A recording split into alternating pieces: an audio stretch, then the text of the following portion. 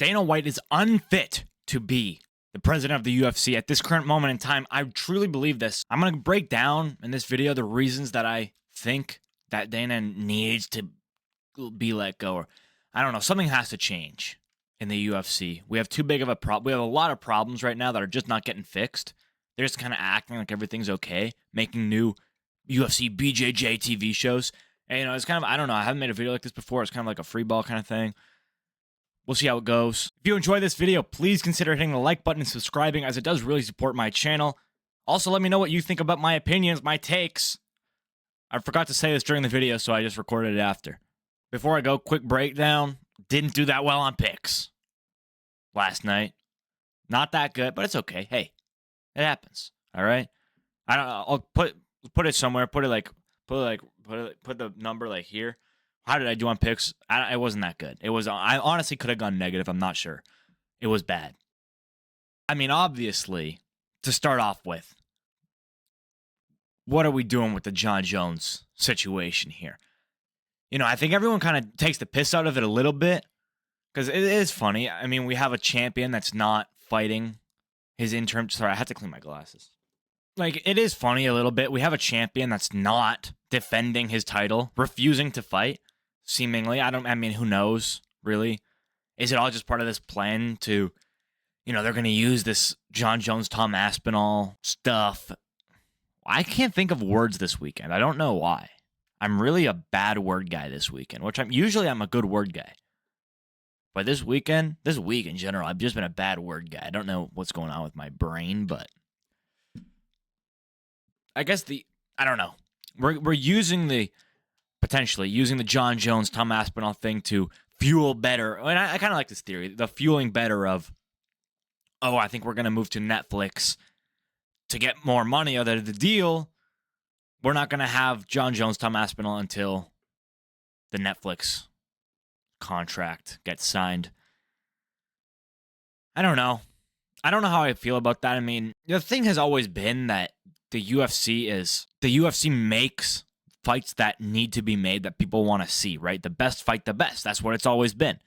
But now it's not feeling like that. It's feeling that the best pick and choose who they want to fight, and then they don't fight the best.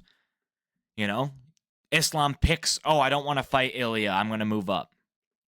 Jon Jones, I don't want to fight Tom Aspinall. They seem to be picking and choosing who they want to fight, which isn't the best fighting the best. It's the best fighting who they want, which is what boxing is, right? I'm not a big boxing guy, but I feel like that was always the criticism of boxing was, this guy, Canelo, he's just fighting a bunch of cans because he's going to make a ton of money doing it, and he doesn't have to fight some guy who's really good. I don't know if that's the actual case. That's just, I've seen that argument be thrown around. That's what UFC is feeling like right now, though. And I know that there's some situations, like Islam was supposed to fight Arman, who's like a legit contender. It was going to be an actual good contender fight, but Arman gets hurt. They need a backup, and he gets Renato Moicano, of all people. I mean, why didn't they have a backup fighter for that fight? You would have thought, maybe Charles Oliveira in the backup. Why did they have to go with Renato? Dana has to be getting these fights made. Because we lose, not interest, but we lose reputability, reputation. We lose, the UFC used to be this place where you come to, Jon Jones. He's fighting Dominic Reyes. Great up-and-coming prospects. This fight's going to be a banger. They put on a barn burner. It was not an all-time classic, but that was a good fight. And then it's what? Now Jon isn't going to fight. Now Jon's saying he doesn't want to fight. And you can't make a guy fight. Here's my argument. You can't make Jon Jones fight. It's fine. If Jon Jones doesn't want to fight, you can't make him fight. Strip him of the title then. But he sells. It doesn't matter. If he's refusing to fight, strip him of the title. You can't make him fight, but you can remove his title. You can make somebody else the current heavyweight champion. I know the last heavyweight championship fight was in November, but there's not even rumblings of the next fight. There's not even, oh, they're thinking this time. You know? We're thinking featherweight in what, October? Is October? Where's the October pay-per-view? I forget. I don't know. Who knows? Probably Vegas. So, I mean, that's a big problem that I have. Is that's like my whole, I don't know. There's a lot of more in the Dana stuff. Like he's saying he's not paying attention. Oh, I don't know. You know, the media people, they asked him, oh, how do you feel about this John Jones petition and what's been going on with John Jones? And he says, oh, I don't know. I haven't been paying attention. It's not my business. You made the business, my guy. If it's anyone's business, it's yours. You made this. Not like invented it, but you are the president of this business. You're the president of this business. It's not my business. Wasn't paying attention. Wasn't paying attention. What else could you have been doing that was more important? Setting up UFC BJJ? Who is watching that? Who is watching UFC BJJ? Oh, The Ultimate Fighter season 39.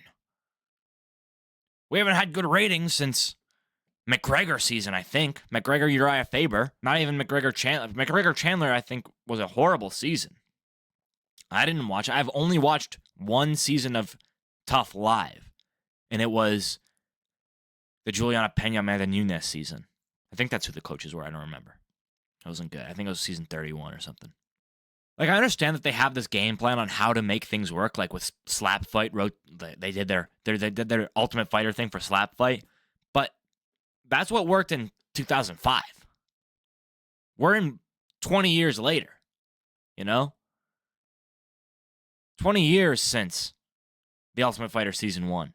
Shit changes, bro. You can't just put out, oh, this is a UFC B. I'm pressed about this because, you know, they promoted a bunch last night.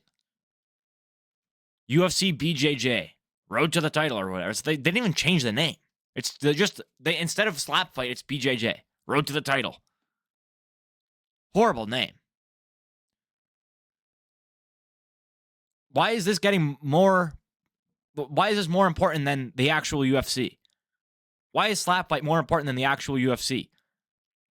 If your base business is good enough that you can go out and start building these branches, by all means do it. But we're seeing right now that it isn't. As much as I love the UFC, it's not self-sufficient enough that you can go and be doing these other things. Otherwise, we wouldn't. I mean, we are in a drought right now. And my theory is kind of also that they're not putting on the best fights because they want to save all their super good fighters for the new contract with Netflix, probably. Broadcasting rights with Netflix, I think. So I kind of feel like they're not putting on the best fights on purpose. But the sport is in a drought right now regardless. We have had, you know, I think I can count on two hands the amount of good as fuck fight cards that we've had this year, and we're in June. I just, you know, when I got into the sport, it seemed that every single week was bang. I mean, maybe not every week. You know, there was a few weird as fuck. I mean, they always do. Every so often, there's like a main event that you're like, how does that get the main event slot? You know, the rest of the card is horrible, and then there's like one decent fight, and it's the co-main event, and then the main event is like two fat shit heavyweights or women's flyweights. You just know it's going to be a horrible night. That happens every so often. I'm not even mad at that. You have to get these people fights, right? You can't be taking up main card slots on pay-per-views for these. They're not even big names, but like, you know, high-ranked fighters, I guess, that are not going to put on a good performance. You know they're not going to put on a good performance. I mean, I'm thinking to like a Chris Dawkins main event, maybe? Yeah. Holy, what a snipe. Chris Dawkins versus Derek Lewis. December 18th, 2021. Like, how does that fight get a main event slot? You know, I understand Derek Lewis, very good. I mean, knockout king. That should not have been main event. The whole card is not that good. I'm looking at it right now. Justin Tafa, by the way, not even on the main card, but he's on the main card of International Fight Week. It was years ago. It's okay. 4 years. I'm taking an event. I have to go in my mind 4 years ago. I mean, you had Amanda Lemos, Angela Hill, Bilal Muhammad, Stephen Thompson as the co-main event, Jordan Levitt and Matt Sales. Don't even know who that is. Opening up the card. I mean, it was just that's a horrible card. Can't believe I found that. But my point is, you have to have these dog shit cards to make the good ones really good, right? You have to give these guys, give Derek Lewis a layup Chris Daukaus fight that you know he's going to get a finish in. It's going to be boring as shit unless there's a knockout, but you just have to make the fight, right? Not everyone, it's going to do well. It's going to do poorly on, TSN or whatever, Sportsnet, ESPN Plus. It's not going to have a big viewership. You know that. Everybody knows that. It just has to be made. And I'm okay with that, to make them. But when we're in June and there's been 10, we're halfway through the year. We're 26 weeks in, roughly. Let's just say, give or take. I don't know what we're actually in. Roughly 26 weeks in. And I think we've had 7 or 8 really good cards. Maybe even less than that. The quality is just diminished. And even on these really good cards, it's dude, you have a Torres-Finney fight. You have last night was Alonzo Menefield, no, it was Umar Sy. Umar C. A horrible fight. It has to be, so this kind of leads into my next point. We have to be taking points away for this cage holding stuff. And I don't think that they'll actually change the rules, because realistically, how can you declare that that's against the rules of mixed martial arts? How is that not fighting? I don't know. But in my perfect world, you get 30 seconds of cage holding, and then it's a separation or a point if you keep, it's sometimes the referees will separate the cage holding, and the guy will just shoot another takedown and go right back to cage holding. Torres-Finney. So the problem becomes, well, what do you do, right? You separated them, but now they're just back in the same position seconds later. It has to be point taking. I separated you because you were, and I will rely on this. It is against the rules of unified MMA under the rule of timidity. They are being cowards. They're being timid. They're refusing to fight. Right? This cage holding Torres-Finney, I'm using him as an example because that was egregious. 15, I think the actual stat probably was 13 and a half minutes of control time, all of it cage holding. I'm using him as an example. When there's a separation, here's what it should be. 30 seconds. You got 30 seconds of cage holding. If you can't do anything in that time, separate. Then he goes again. 30 more seconds. You're getting a point. Take a point. You have a minute of cage holding until you have a point taken. If you can't get somebody down in that time, you deserve to have a point taken. Or stand up. Strike. Unless you're a hoe. You're a bitch. You refuse to strike. It's way different than just backing up as well. Because when you back up, you're going to hit the cage at some point. Even if you're moving laterally, you are going to hit the cage at some point. And then the guy who's backing you up is going to put the pressure on you. Kevin Vallejos, Ilia Topuria, ripped to the body, ripped to the head. With these cowards using the fence as a crutch to win their fights, you have to be taking points. It falls into the eye poke thing as well. When that Juliana Pena up kick against Kayla Harrison, I rejoiced when that got a point taken. You're a mixed martial arts fighter who's been doing this for years. You know the rules. You know what's allowed and what's not allowed. You get a point. I am very close to arguing you don't even get a warning. But I understand that mistakes happen, right? Like a nut shot, it happens. It was the Chiesa fight last night. He's going for a body kick, lands to the crotch. It happens. Then he eye pokes him. I don't remember if it was Chiesa got eye poked, actually. I forget who got eye poked later. But it's like 2 fouls, you get a point. For sure, 2 fouls, you get a point. 3 fouls, another point. 4 fouls, another point. We have to make point taking way more common in MMA.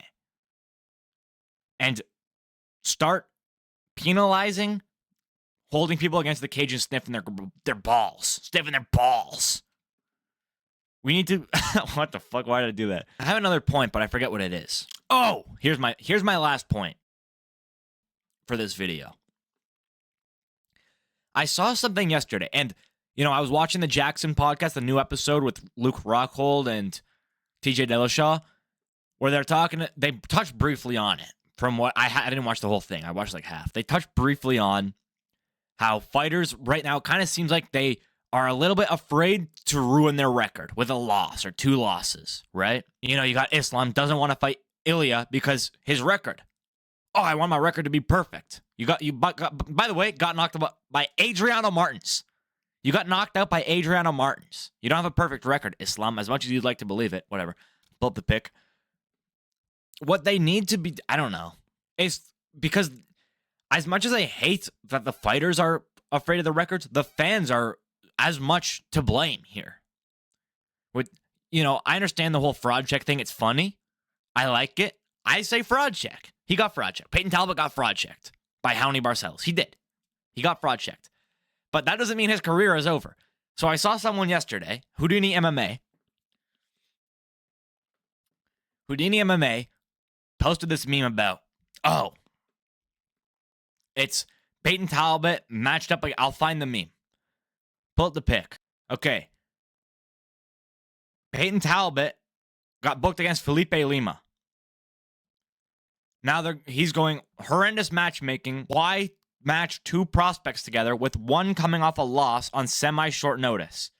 And then his caption there is, I'm all for prospects fighting each other early on, but not when one is coming off of a very definitive loss. Simon Talbot at the same time was different, as Simon was 3-1 and coming off a competitive loss. Talbot just got 30-26 by a grappler, and the UFC looks at that and decides to give leeway to Lima and make this fight who's shown capable grappling at 145. I don't know what... He kind of goes off the rails at the end there. I'm trying to...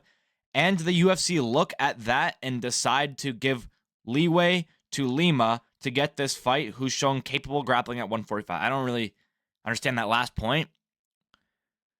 But here's the thing. My biggest argument is stop having prospects fight old men.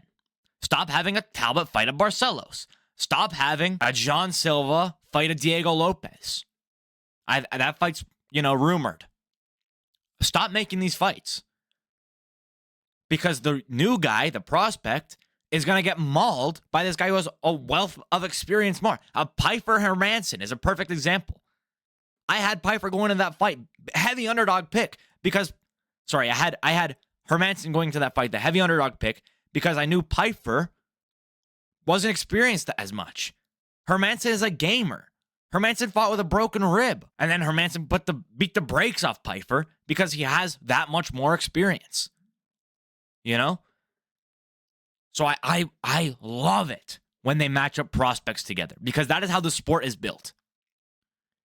Then in, 6 years, if Felipe Lima has come back from this loss, I'm assuming that he's going to lose. We'll see. I know Peyton Talbot's a weird kid. If Felipe Lima is coming back from this loss 6 years later, hasn't lost since, Peyton Talbot, who kind of rebuilt his career after the crazy knockout of Felipe Lima, he's the champion now, Peyton Talbot. Felipe Lima's the up-and-comer who lost to Peyton Talbot years ago. That storyline is so good.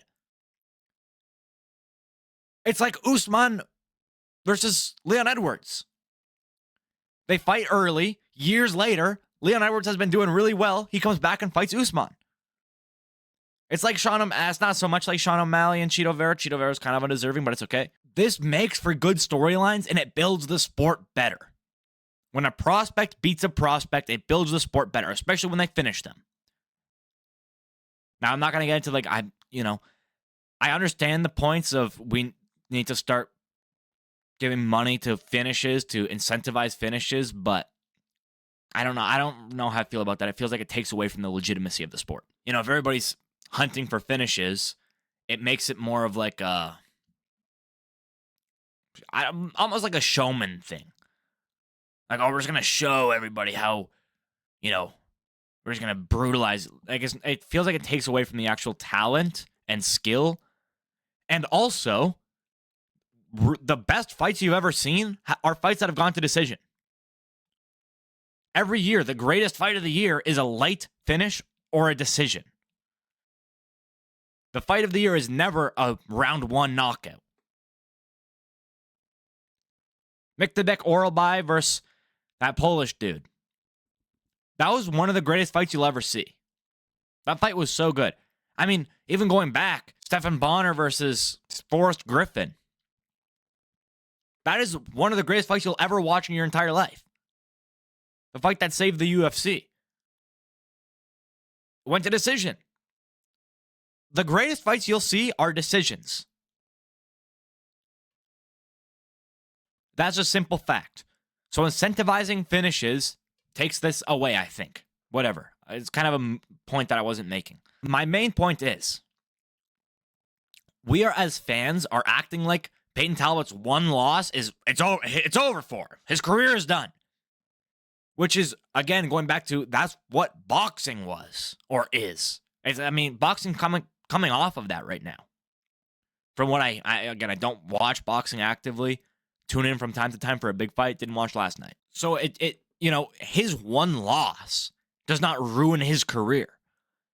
Peyton Talbot's one loss, and even if he loses the Felipe Lima fight, again, we can flip the storyline. Felipe Lima, he beats Peyton Talbot after Peyton Talbot was he was supposed to come back from this fight against Raoni Barcelos. He's this insane striker who's supposed to come back from this fight against Raoni Barcelos, and he was coming back, and then he gets mauled by Felipe Lima. That's how good Felipe Lima is.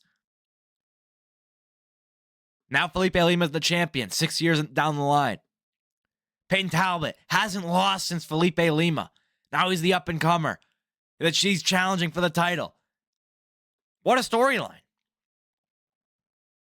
It's not, Raoni Barcelos beat Peyton Talbot, and then Raoni Barcelos retires 3 fights later, and Peyton Talbot's career is ruined. You can lose in MMA and still become a champion. Charles Oliveira is a perfect example. Most finishes. But he's also lost 10? Has he lost 10 fights, Charles? And he's fighting for gold in 2 weeks? You can lose in MMA and still be elite competition. You can still lose in MMA and you can still be a champion one day. People are too afraid to lose their zeros, and as fans, we are not letting them lose their zeros respectfully. Fraud check. I like it. It's funny. The fraud check is funny. But we do need to chill out on, the guy lost 1 fight, and now you're acting like his career is over because he's a fraud. He just wasn't ready for whatever level was brought to him. Anyways, that'll do it for this video. Thank you guys so much for watching. If you did enjoy, please consider hitting the like button and subscribing, as it does really support my channel. What do you think about my points in this video? Are we agreeing? Are we disagreeing? What do we think about the state of the UFC right now? Love to hear it. I'll see you next time. Bye-bye.